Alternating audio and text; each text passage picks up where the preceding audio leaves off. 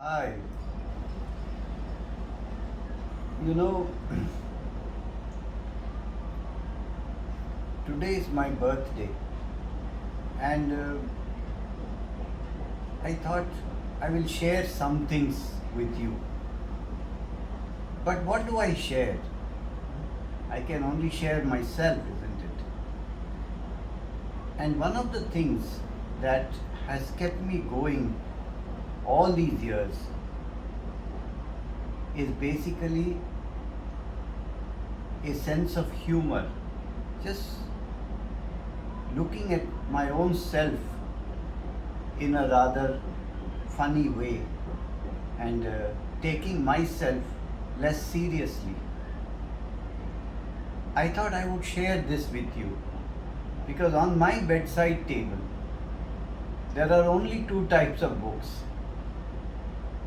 There is a book on the life of saints like Ramana Maharishi or Nisargadatt Maharaj, or there is a joke book.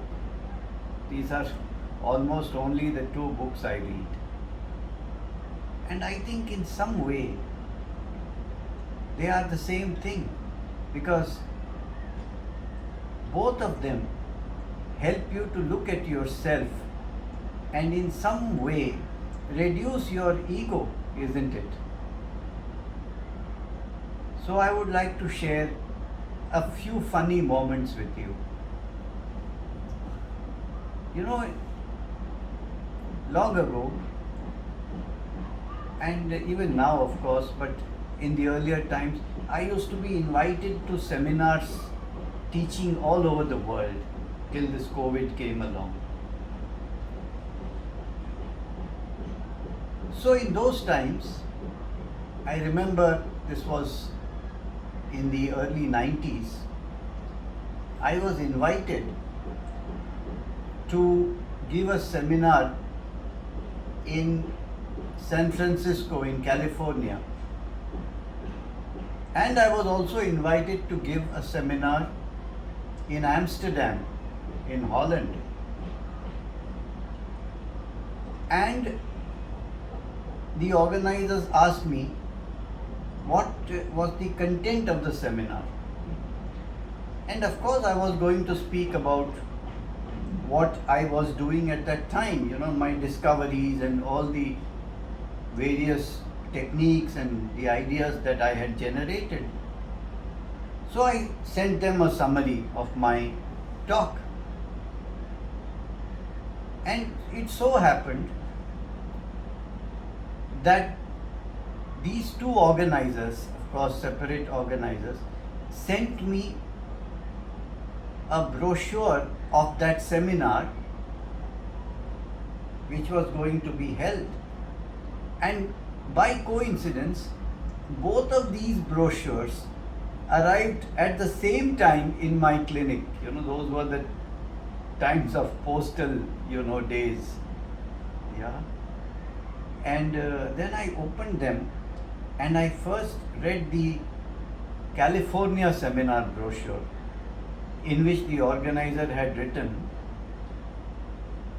Dr. Sankaran is coming to California with all his new ideas, bubbling like a spring that is coming out from him, and it's going to nourish us, it's going to give us fresh life, it's going to give us fresh thoughts, fresh ideas.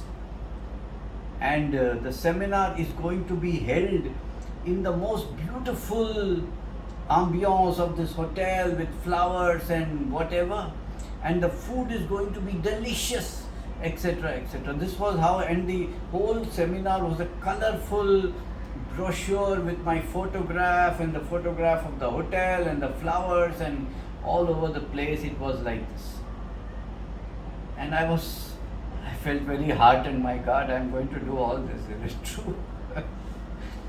And then I opened the Amsterdam seminar brochure, which was a single page cyclostyled paper in which it was written, Dr. Sankaran is coming to Amsterdam to give us some practical ideas that can be used in our clinic.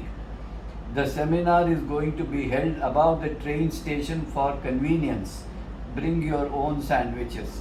This was their brochure. And then I laughed so much. I said, I am the same, the content is the same, and yet each one, sees what he wants to see and perceive what he wants to perceive. And I think it helped for me to take myself a little less seriously, because each one was going to see me the way they wanted, and I'm not even sure if what I was going to say made any difference at all. So it's so funny, and it's also showed me how the difference of perception of California, with Hollywood and with all kinds of cannabis and all kinds of huge things and colorful things and spiritual things, etc., etc., and Amsterdam, which is an absolutely like a practical country, and the difference between the two. And many times we think we are doing it, but actually it's the way people perceive, isn't it? So it was a very fun moment, but a moment of a lot of awareness for me. In the same way, as far as the clinic is concerned, sometimes you tend to take yourself a little seriously, your ego goes high, but the patient show you the right place.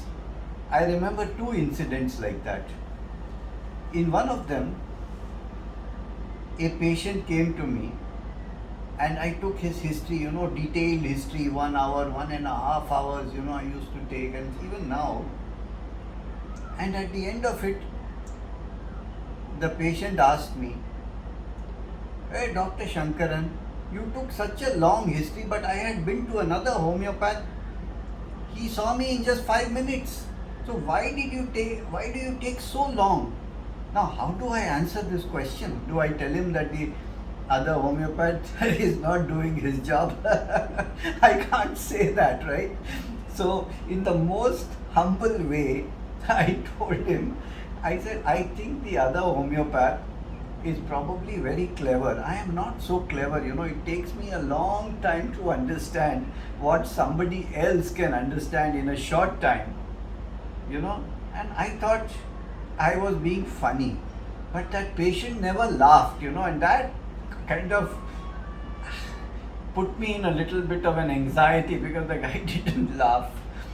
So he went out and he was sitting at the reception, and then he talks to my receptionist and he says to the receptionist, I want to say something. The doctor is not so clever, but there is a good thing about him. He is honest about it, and then I think that was the time when I stopped joking with patients, before they knew me better. So this was I laugh at it sometimes even now.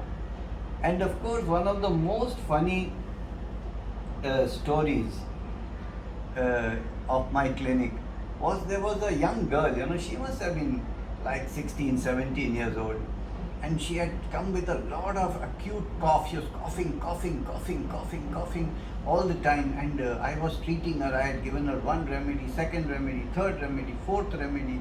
And every 2-3 days she would be in my clinic and she was coughing and it was not getting better. And she would keep coming and I would, there were frequent follow-up because it was a kind of an acute situation. And then after a few such visits, the girl told me, "Doctor, I want your photograph. Please give me your photograph."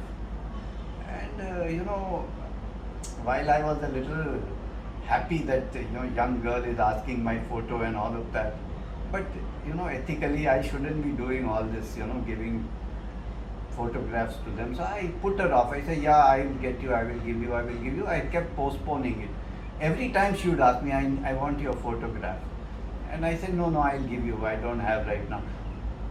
On the 3rd or 4th time, she took out her own camera. She says, I will now take your photograph.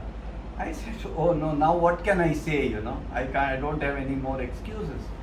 So she took the picture, and then very like I asked her, so what are you going to do with it? Like I wanted a little ego satisfaction. And what she said really put me back in my place. She said, I have been coming so often to your clinic that my friends are now getting a little suspicious that maybe I have something to do with you, and I want to show them your photograph to see that nothing is possible. That really brought me back to my, truth. And I really laughed about it, and of course, that helped me to find her remedy. Uh, because that's the way she was, and she was very talkative, and she could do all these very, very funny antics, etc. And that helped me to find a remedy, and the cough was gone. But sometimes we assume, and then how your ego gets deflated, it's quite interesting. And the last incident I want to share with you is something quite embarrassing, but I think it also points a lot to yourself and brings you down to earth. There was a patient of mine, a rather obese guy, and of Gujarati origin. He was a Gujarati person, and Gujaratis are very well known for food, especially vegetarian food. They are the best, and I love Gujarati food. So this guy, I would ask him, in a homeopathic consultation, what do you like to eat? And he would say, my wife's dal is so delicious, doctor, and then my wife's vegetable is so delicious, doctor. And each time he would talk about his wife's different, food item, and the way she makes, roti, they are so soft and so nice, it melts in your mouth. I mean, he was going crazy about it. So I would hear that, and I would also get watering of my mouth, but what to do, So next time again, he would emphasize his wife's cooking. So after around 4-5 such follow-ups, one day he said, doctor, you must come to my house for dinner. I'm describing her cooking so much, you must experience it. I said, no. Normally I refuse, going to patients' houses and all of that. So I refused once, I refused twice, but the third time, I also got a little tempted. I said, okay, he's talking so much about, I better go and see and taste it for myself. And he was with great, heartiness, he was inviting me. So I went off to their house one evening for dinner, and it was true, his wife's cooking was delicious. I can't tell you how delicious it was. But the funny part was that both of them didn't eat. They were putting me in the middle. On the floor we were sitting and eating, like in traditional Indian homes. And they were putting food, and this guy would put more food, she would put more food. And I was eating, and I didn't realize that I had kind of stuffed myself. And then they were saying, little more, and it was so good.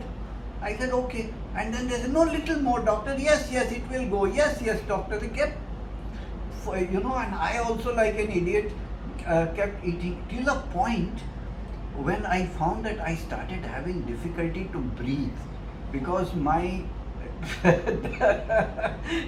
diaphragm must have come up to the middle of my chest with so much food. I started getting chest pain. I started difficulty in breathing. I started to sweat. I said, oh shit, I'm going to die. And then these guys realized what was happening. So they kept the food aside and they started to fan me. They had that, the fan was there, but they had local fans also, like the Japanese fan, there's an Indian fan. Both of them were fanning me from both sides.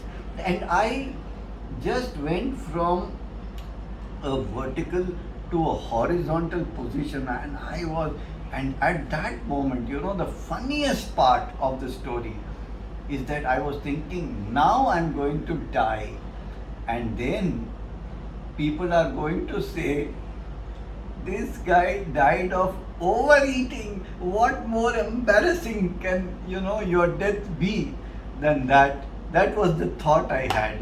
So this was also a very, very funny story where so all of these ways that we we look at life, in a funny way.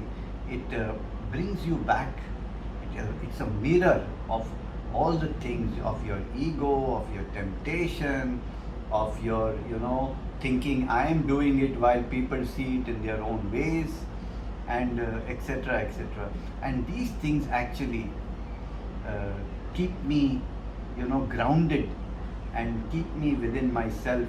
And laughter, definitely, it is the best medicine, because laughter is completely homeopathy. It is mirroring what you are inside in a very funny way. And that's what is my sharing with you on this birthday of mine.